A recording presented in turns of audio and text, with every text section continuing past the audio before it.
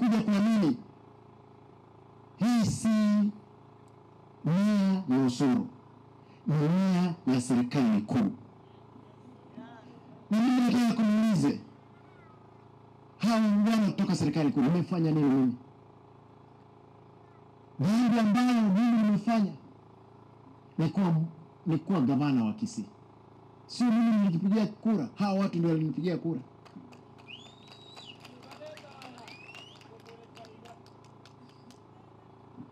Mimi nataka niulize serikali hii kubwa,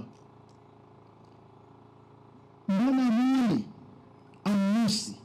amsikii dhambi ambayo ilifanyika hapa Kisii? Huyu Kasese amekuwa amesummarize watu kufa hapa town. Wanaona kijana mmoja kutoka Igari hapa, dhambi aliyofanya ni kufanyia t-shirt ya Simbarati. Wanaona kijana mwingine kutoka Ramasha hapa, eti yuko karibu na Simbarati.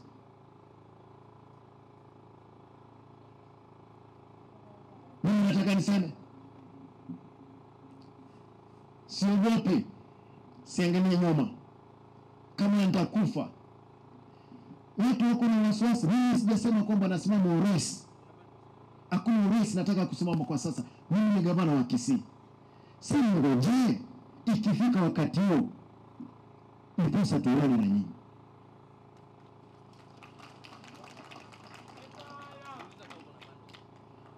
Mheshimiwa William Ruto, wewe unasema kwamba you cannot use the police or the judicial services to settle scores.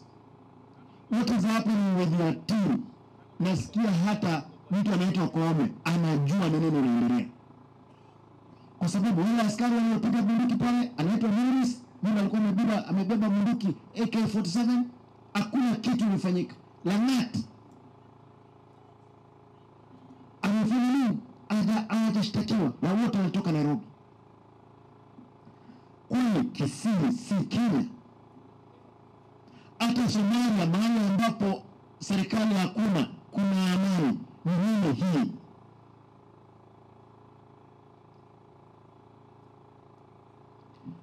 Eti huyo sasa Jafet alikuwa rais wa bodaboda Nyanza mzima, wanatuma askari mpaka nyumbani kwao, wanatafuta yeye eti waue yeye.